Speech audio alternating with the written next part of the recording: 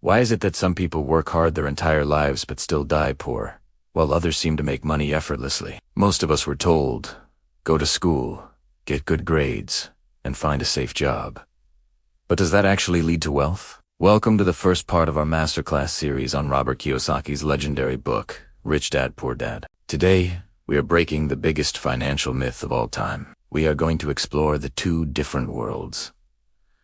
The world of the poor dad, who believed in a salary, and the rich dad, who believed in financial freedom. If you want to change your bank balance, you first have to change your mind. The most important lesson in this book is understanding the difference between an asset and a liability. To the average person, a house is an asset. To the rich, a house is often a liability.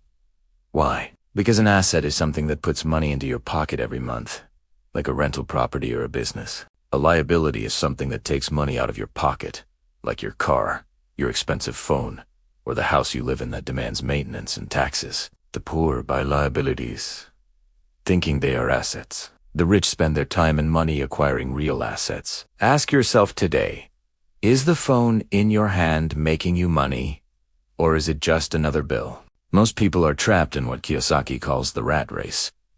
You wake up, go to work, pay bills, and wait for the next paycheck. When you get a raise, you buy a bigger car or a better house, increasing your liabilities, and the cycle continues. This fear of not having money keeps you working for a boss who gets rich while you stay broke. To break free, you don't need a higher salary. You need financial education. You need to learn how to make money work for you rather than you working for money. This shift in thinking is what separates the 1% from the rest of the world. In TI's series, we are going to teach you exactly how to build your asset column from scratch. We will discuss why the rich ignore taxes legally and why your boss doesn't want you to read this book. This journey to wealth isn't about how much you earn. It's about how much